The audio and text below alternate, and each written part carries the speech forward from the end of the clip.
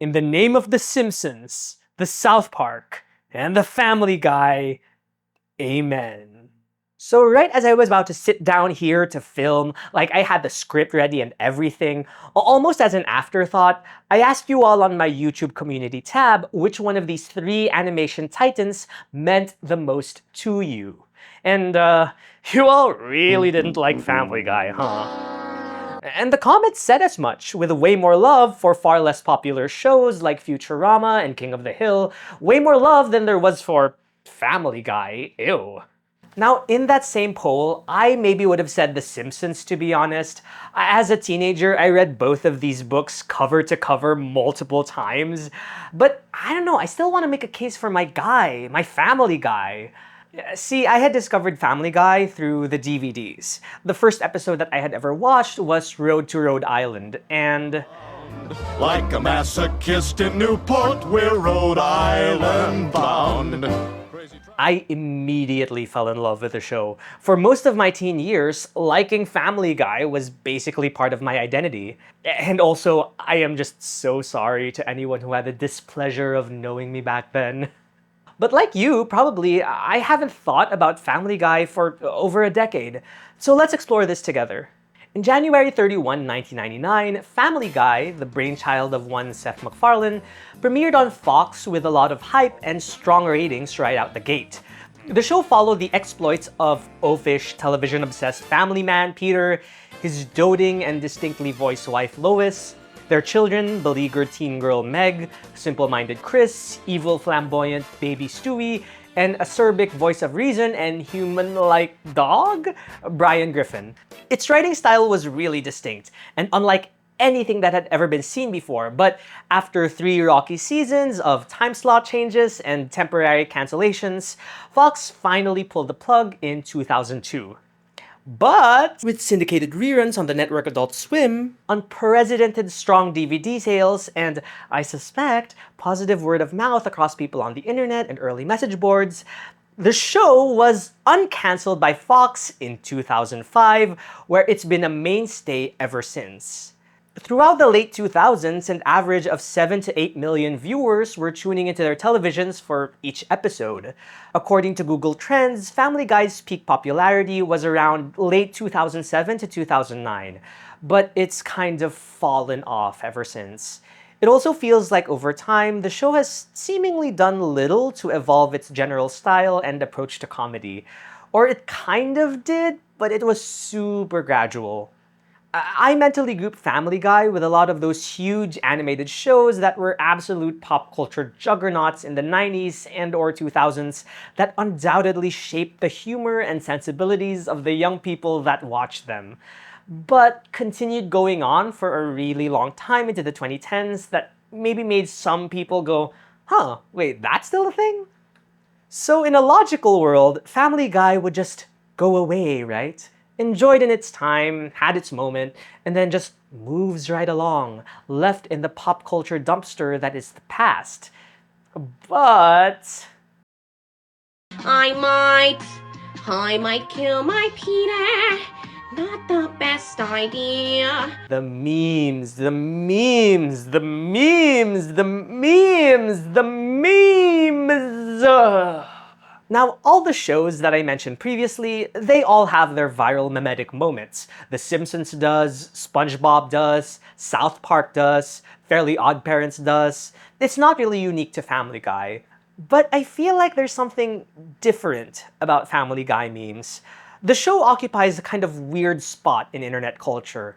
On one hand, Family Guy is treated like a joke, and it kind of is, and I'm not even talking about the haters. If I said anything rude or dismissive about The Simpsons or South Park or SpongeBob or even Fairly Odd Parents, I would be sure to get 100 furious people in my comment section. I may need an extra hour of therapy to process all that, but at least, think of the engagement. But if I said that Family Guy is a dumb, stupid, dumb, obnoxious, unfunny shitpost of a show, which it kind of is, that would be fine. Online, it's basically acquired a reputation as shorthand for something dumb and frivolous. I watched this video, which then led me to this one analog horror video, which juxtaposes violent Family Guy clips with the analog horror aesthetic. I believe to illustrate how silly the analog horror aesthetic really is. So, we get it. Family Guy is worthy of mockery and disdain. No one is contesting that. And yet, if people hate Family Guy so much, why can't we seem to let go of the show? Why are we still seeing articles about how relevant this show is to the internet as late as 2023? How come my very not terminally online friends who barely consume American media, who have never even seen a frame of The Office, but why are they so familiar with Family Guy and their characters? Because of like a single TikTok or something. Speaking of TikTok, what was up with that whole thing of like using Family Guy clips as B-roll to keep the children's attention spans alongside like kinetic sand videos or Subway Surfer gameplay? What was that about?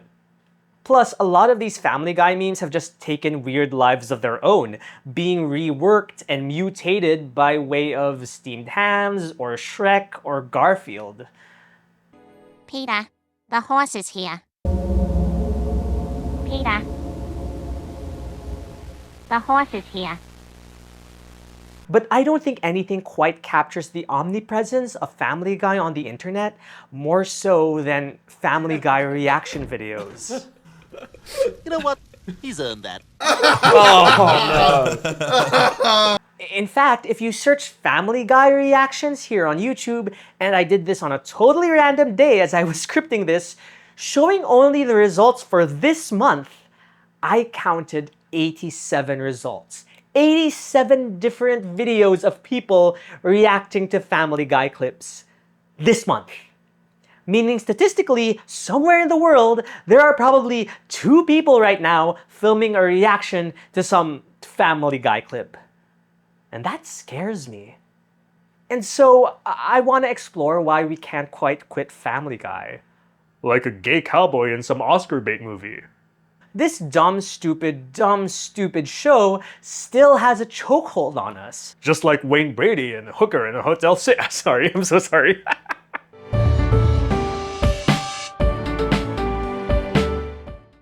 There are 3 qualities that I feel Family Guy has that I think made Family Guy ahead of its time, that positioned it perfectly for the internet generation. But first, hold on, I gotta get ready for this. Whew. Hey Lois, this is just like that time some idiot watched YouTube clips of us that infringed on our copyright. Nailed in one. I said earlier that my first exposure to this show was through the DVDs, but my second exposure was through YouTube.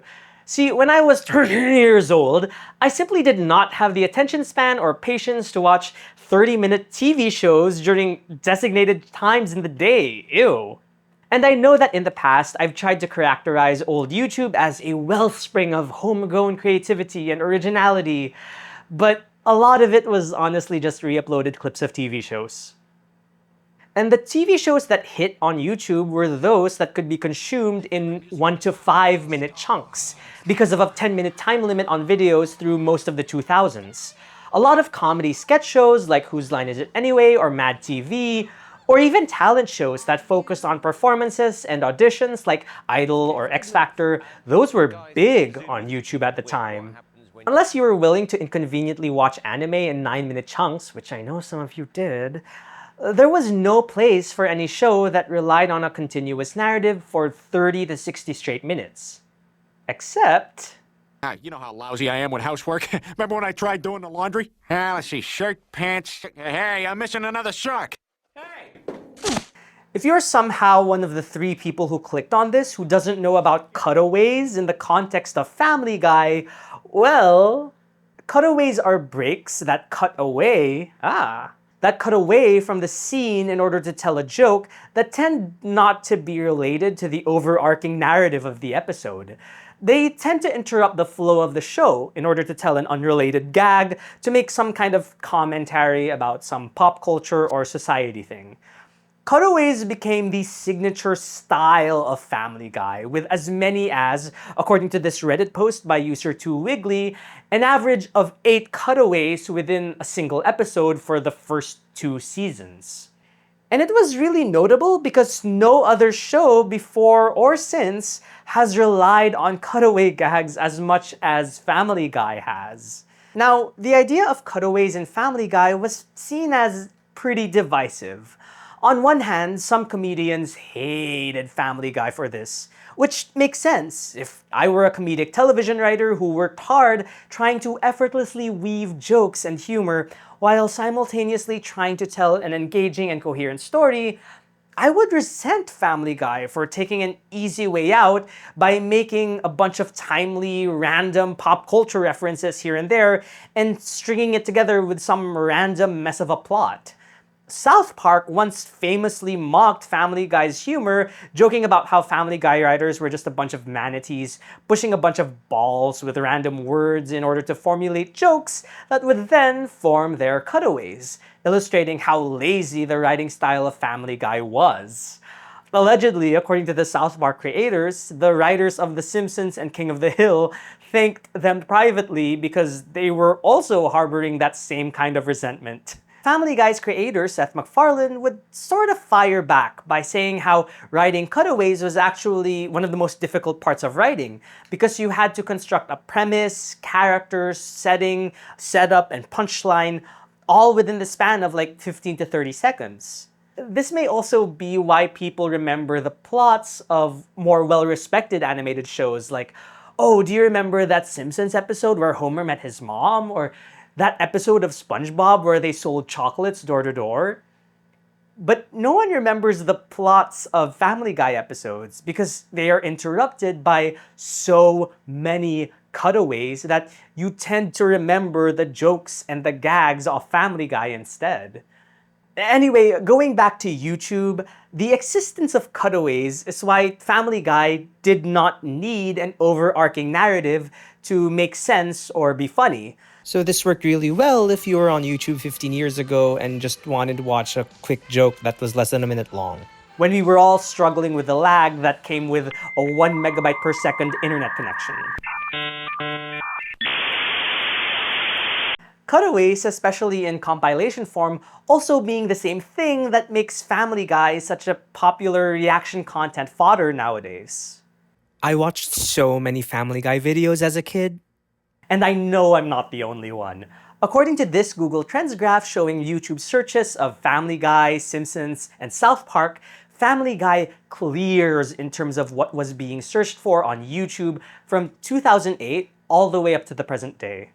And I actually did rewatch a bunch of Family Guy cutaway compilations as research for this video, which I guess all those years of watching YouTube instead of doing my homework really paid off, huh? Mom! My parents are actually very supportive of all my goals. Honestly, in some ways, in those early seasons, I think the cutaways might actually be better than you remember.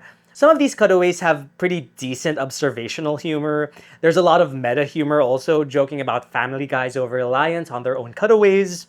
But also, yeah, for sure, there were definite stinkers among those cutaway gags.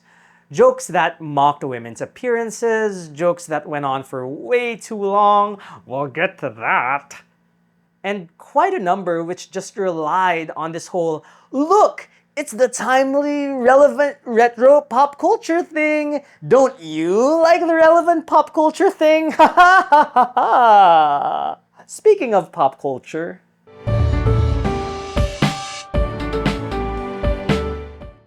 so the first of the 3 reasons why I think Family Guy is still embraced by the internet is its own love affair with pop culture. Family Guy is notoriously filled to the brim with pop culture references and gags. And if I may go on a little bit of a tangent here, I just don't think that we on the internet have fully reckoned with just how immersed we all are in pop culture. And I mean movies, video games, music, anime, streaming, YouTube videos, podcasts, war, famine, hunger, pestilence. See, back in my day, in the 1990s, well, no, it wasn't my day, I was 5. But based on the teachings of my elders, so supposedly before the internet was commonplace, all the content was created by like a few giant networks and corporations, and ignoring pop culture like movies or music or whatever, was as simple as shutting the TV off or turning down the radio. You could touch grass, as the kids say. Sure, there were passionate fan groups who met up to talk about nerdy niche stuff, but that wasn't seen as particularly common or mainstream. People who were into media like that were broadly and unfairly seen as social outcasts or nerds or hipsters. Because for the most part, for a lot of normie everyday people, it was really only the biggest and most recent blockbusters that they ever talked about or that they ever paid attention to. And because it was so easy to ignore, in an era before smartphones, it really only consumed a small fraction of people's lives. But then, the internet happened. And this gave a lot of young people in the 2000s, many of whom may have felt isolated or outcasts in their own communities, easier access to media, movies, and shows around the world that they may not have otherwise even heard about or known. And better yet, it gave them their own little communities and followings online to passionately discuss their favorite and least favorite media. I mean, think about how some of the most influential content creators of early internet, some of whom have had a major influence on me, just talked and ranted about things like movies or video games. Or how the biggest hotspots in the 2000s internet were places where fans of pop culture properties like anime or video games or television shows could congregate and share their love for these pop culture properties. Plus, with this constant barrage of content coming from everyone from small creators to big corporations, pop culture, and I am generalizing here, I know this differs from individual to individual, generally takes up a much bigger chunk of our lives. Not necessarily the mainstream, but our own little niche corner of pop culture and content. And now, after over a decade of Funko Pop unboxings and BuzzFeed quizzes and Robot Chicken and Ready Player Ones, we are fully in our pop culture era and we have not looked back. And by the way, this whole we're consumed by pop culture thing, it's not negative or a criticism, by the way. I mean, I am fully a pop culture fiend. I know I am never escaping the pop culture brain rot allegations. I am Abed from Community. I am the comic book guy from The Simpsons. I am the culture. And I say pop culture is good, actually. Jeez, why am I even bringing this up in this video? Because I think you can see this shift from pop culture not being a big thing to fully embracing pop culture, specifically in the big animated shows geared towards teens and adults.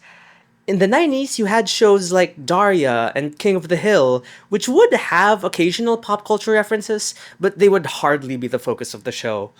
Beavis and Butthead would occasionally have commentary on rock music videos. It was an MTV show, but it would only be a small portion of the episode. If you look at The Simpsons as early as the 90s, they certainly had some pop culture savvy writers who liked to make cheeky references to entertainment properties. In fact, if you take a look at The Simpsons, a complete guide that chronicled all the early 90s episodes, you would occasionally come across a green box, showing where the show would reference a movie or TV moment. One small green box, an entire page dedicated to the episode. South Park did have allusions to pop culture as they were designed to be topical and address, tackle, or lampoon big societal issues of the current era. But if you look at these early episodes, especially in the 90s, there's surprisingly not that much mention of specific real-life entertainment properties or figures. And they certainly didn't base a lot of their plots around them, at least not as much as they would from the 2000s onward. Part of this lack of pop culture-ness on TV was that before the internet, you didn't have access to every entertainment property imaginable. Before IMDb or Wikipedia were commonly used, you'd have to be a special kind of entertainment nerd to be intimately familiar with any movie or TV show or piece of music from long ago. A special kind of nerd like Seth MacFarlane, creator of Family Guy. Are you smoking cigarettes? No, Dad. Well, he's lying. There's no doubt about that. Greg, I'm afraid your punishment will be 4 hours in the snake pit. Because of the show's liberal use of cutaways and even in its own narrative, Family Guy thrived on pop culture. Simpsons would have 1 or 2 movie or TV references in an episode, but Family Guy would have so much more in comparison. Even in the earliest seasons, they'd have references to pop culture properties from the 40s, the 50s, the 60s, the 70s, the 80s, the 90s, everything was fair game. Remember how The Simpsons had like one little green box in an entire page? If that were Family Guy, that whole page would be just filled with green boxes. The writers of Family Guy felt like pop culture savants with a seemingly endless encyclopedic knowledge of like movies and TV and music. In fact, this love for pop culture would go way beyond just cheap references.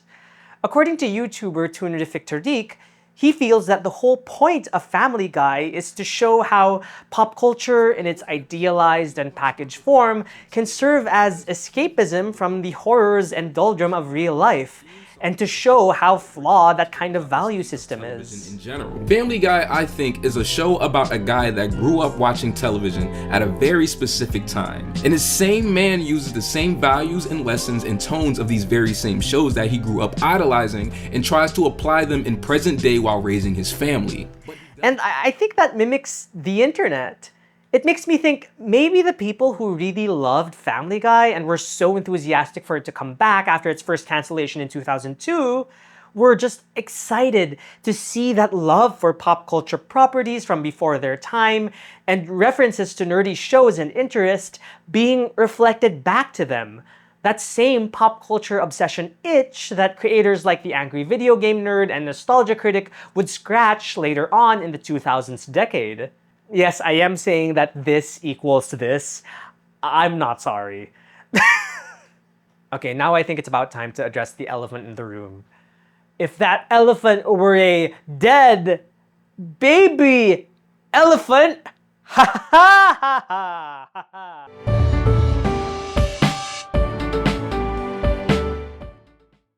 So let's talk about the second reason why I think the internet has such a love affair with Family Guy, which is its transgressive nature. So Family Guy does kind of have a reputation for being edgelord, the show. In fact, the use of offensive memes and dark humor in conjunction with Family Guy is just as much a meme in itself as anything else from Family Guy. So why is that? Okay, let's go way back in the early 90s when Simpsons was on air. It was seen as this genuinely subversive and edgy show. It was meant to serve as a rebuke against the popular image of sanitized, unrealistically happy TV families on shows like The Brady Bunch and Full House. In fact, one very early episode of The Simpsons had a plot point that was all about how the family despised each other and how they were just never going to be that perfect, happy, fully functional family. Similarly, South Park, which was a direct response to the culture wars at the time, was intended to fight back against what they perceived as unnecessary censorship or suppression of free speech, all rooted in puritanical conservative values. So even very early on, the show tried to push buttons by being as intentionally crass and vulgar and in bad taste as much as they could possibly get away with. Both of these shows are still deeply beloved today, but I feel like they both set a precedent that animation geared towards adults should try to be edgy, should try to push the envelope, because animation was still seen as kid stuff. So now these animated shows were trying to go for more transgressive and more offensive. So, 10 years after The Simpsons and 2 years after South Park both debuted, Family Guy premiered. And oh boy.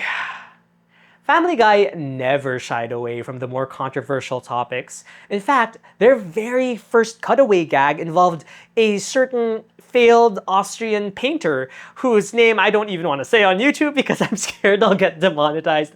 I'm so sorry. The joke in context isn't even that bad, it's just jarring. Early Simpsons probably would have never gone there. One review of Family Guy was from IGN's Jeremy Conrad said, quote, There aren't many shows on TV that are this sharp or brave enough to offend everyone on the face of the planet. If you find offensive humor funny, chances are you'll love this show. He wrote this as a response to the second season in 2003. The second season. In those offensive jokes compilations, hardly anyone ever goes that far back. But as early as then, Family Guy already had that kind of reputation.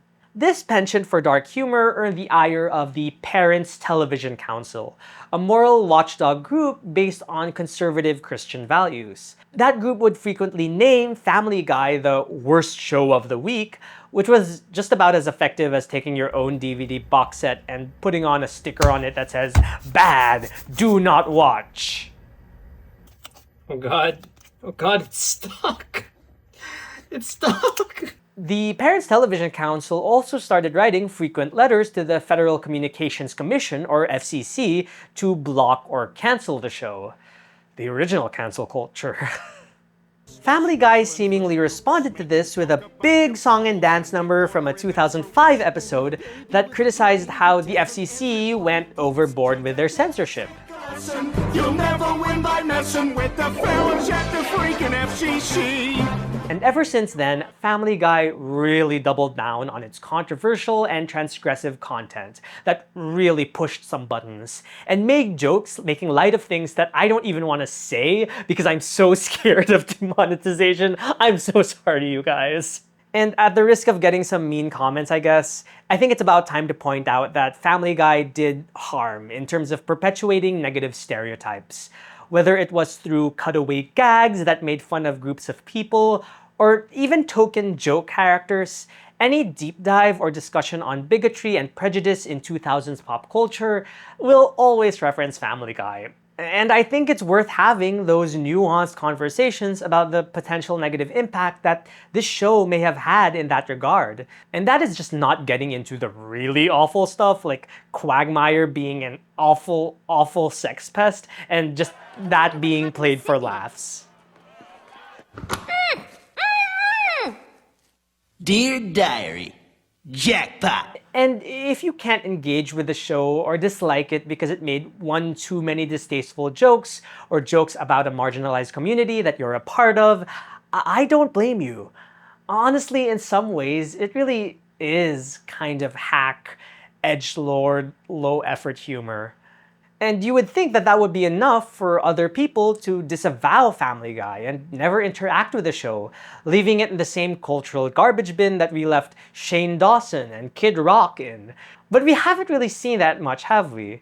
Family Guy is still super relevant. See, one thing to know about internet outrage is that people don't really get mad at shows or properties or companies or corporations. They get mad at individual people. And if there's one person that's inextricably tied to Family Guy, it's its creator, Seth MacFarlane, who is regarded with a lot of disdain, because Family Guy is regarded with a lot of disdain. But he actually hasn't served as a writer on the show for years. He still serves as producer though, and voices a lot of the characters, so Family Guy will always be his baby.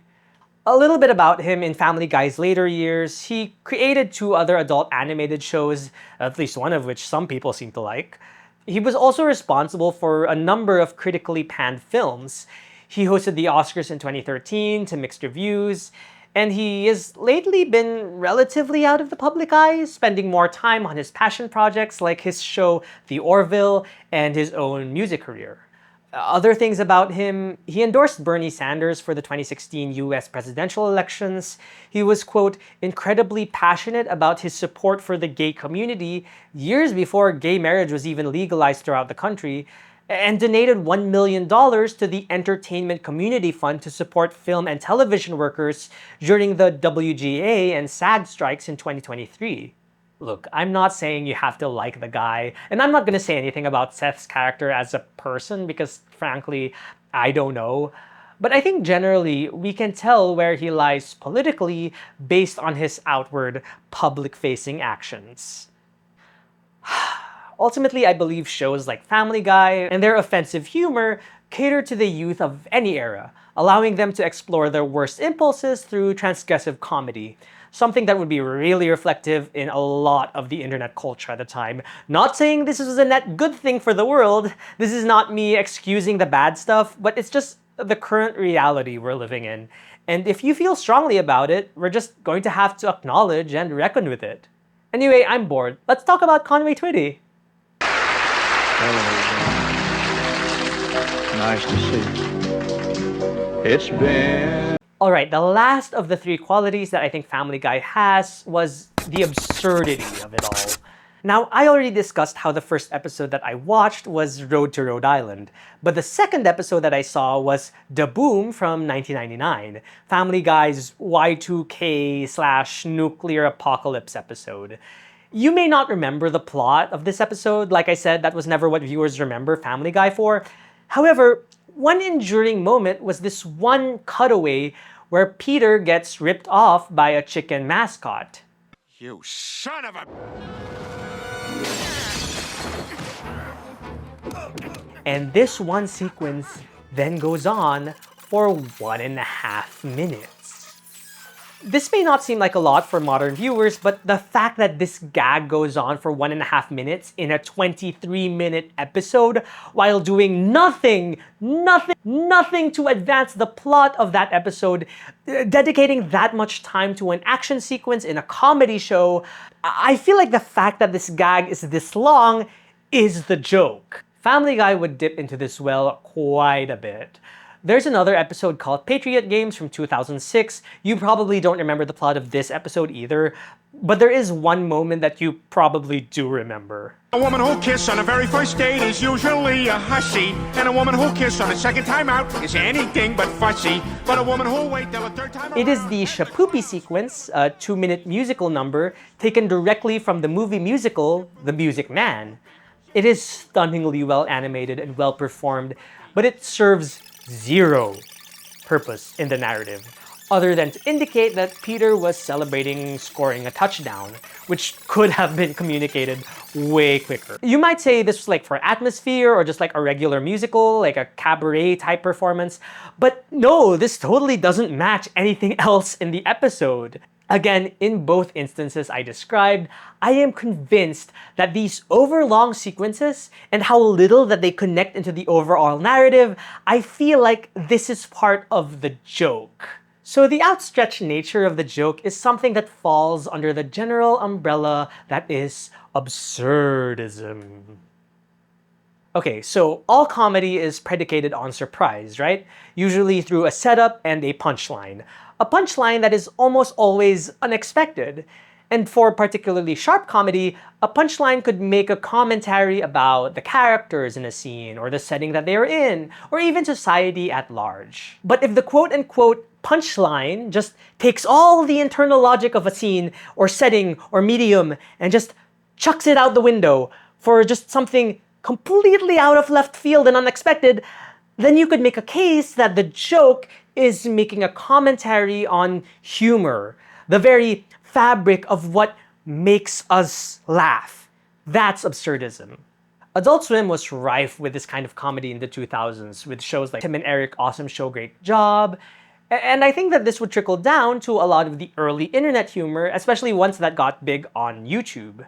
So Family Guy definitely wasn't the only one riding that wave. In fact, when we talk about this branch of absurdism where overstretching the joke that goes on for way too long to the point that it becomes the joke, Family Guy was not the first on TV to do this. Spam, spam, egg and spam.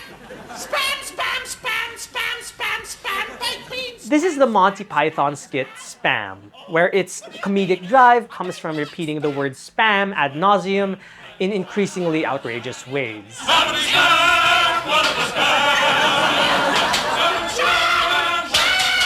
That whole skit is an absurdist masterpiece and super influential. Here's the thing though, the Spam skit, that's fun.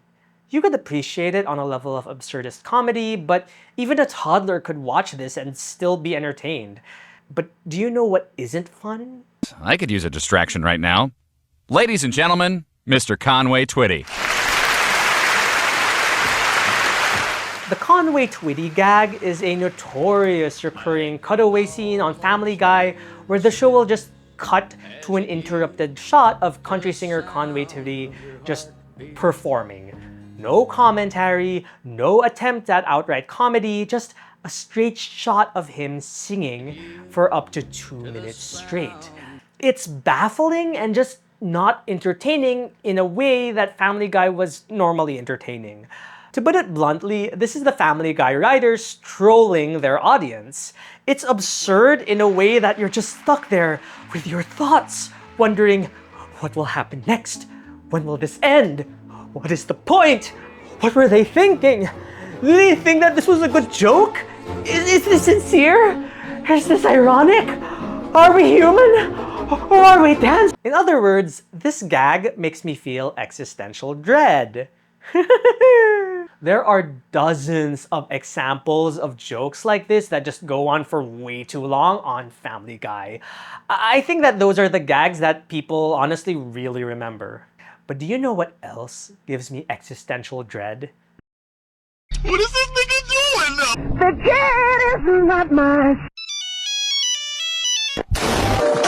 The cat is not mine. Okay, number one, I am so sorry for the brain rot that I have just bestowed upon you by showing you that clip. And number two, that is what is popularly known as Gen Z humor. I don't have 10 hours in this video to convey what that's all about, but it's apparently really popular with the kids nowadays and rides that same weird what is sincere, what is ironic, absurdist wave that Family Guy was just so adept at.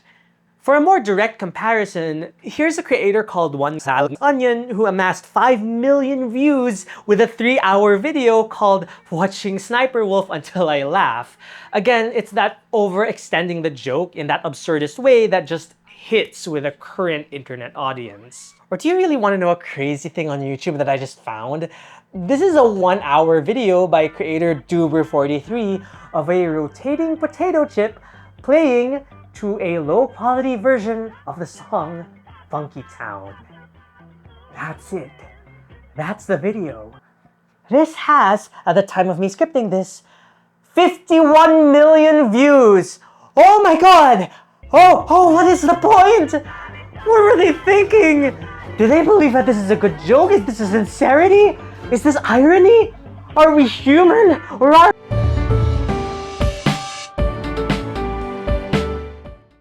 After having delved into all the reasons that Family Guy still resonates with people on the internet, it's time to fast forward to the 2020s, aka the TikTok era. Now, the popular narrative is that Family Guy is as relevant as it is now because TikTok, an app that best accommodates 2-minute videos, is perfect for a show whose entire charge comes from short cutaway gags that are, on average, 15 to 20 seconds. The same reason why Family Guy worked so well on YouTube compilations in early years and reaction videos now. Seth MacFarlane even said so himself in this interview. 25 years ago, it almost seems as if this show was made for TikTok, and the cutaways that were in some cases maligned, and it's like now it's like, oh, they just fit right in like a glove. However, I want to push back on that a little bit. If you look at Family Guy's biggest memes, they aren't necessarily the cutaways. Like this scene of Quagmire going off on Brian, admonishing him for being an obnoxious pseudo-intellectual. God, you're pretentious, and you delude yourself by thinking you're some great writer, even though you're terrible. That was not a cutaway gag, and yet it's one of the most parodied and referenced scenes I've seen from the show. Or even this scene that we started the video with. Peter, the horse is here. That 2-second bit is actually an essential part of the narrative, not a cutaway. But it was one of the biggest memes to come out from the show. I don't think it's the cutaways or the existence of cutaways themselves that made Family Guy as big as it did on the internet. But it's the spirit of Family Guy that manifests in everything we've talked about, that lives on and makes it resonate with the young folks on TikTok now. Look, I'm not saying you have to like Family Guy. A lot of people probably still don't, for its over-reliance on pop culture properties, its transgressive nature, its use of absurdist humor that borders on obnoxiousness. But it was precisely all of these things that made Family Guy such a hit among audiences on the internet. I just find it fascinating how, for a TV show that was made before the internet was a widespread thing, Family Guy simultaneously really did not age well, but was also extremely ahead of its time. Look, as long as we're all terminally online, trapped inside of our phones, I feel like Family Guy will always just be here, stuck with us. Like a drunk celebrity being placed under house arrest. I'm so sorry. Thank you so much for watching. It's been a while since my last upload, but whether you're a returning viewer or this is your first video that you're watching from me, I appreciate that you got to watch until the very end. And I'm gonna keep making video essays like this about that weird intersection between the pop culture and the internet. So if you want to see more of that, it would help a lot if you liked and subscribed and hit that bell. But also leave a comment because I still read and respond to a majority of them.